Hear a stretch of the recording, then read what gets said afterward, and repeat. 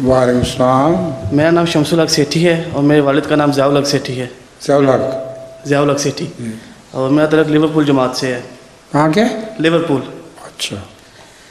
मेरा सवाल यह है कि कुरान मजीद में पहले सुपारे की 45वीं आयत जिसमें बनी इसराइल का जिक्र आ रहा है, वहाँ पे अल्लाह ताला फरमाता है कि नमाज़ कायम करो और ज़कात दो। तो पूछना मैं ये चाह रहा हूँ कि नमाज़ कायम करना और ज़कात ये इस्लाम की बेइज्जत के बाद हुआ या बनी इसराइल में भी ये बात थी?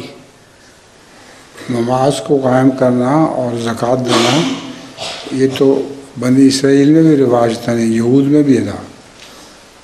वो अपने रंग में नमाज पढ़ते थे और ज़कात भी देते थे। हज़रत ईसा अलैहिस्सलाम की तरफ से भी बचपन में ये दावा था कि मुझे खुदा ताला ने हुक्म दिया है कि जब तक मैं ज़िंदा रहूँ मैं ज़कात भी दूँ।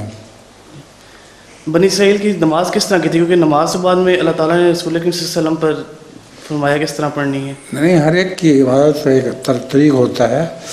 नमाज ज़रूरी तो नहीं कि मुसलमानों की तरह पढ़ी जाए, उनकी अपनी इबादत का रंग है, ईसाइयों का अपने इबादत का रंग है।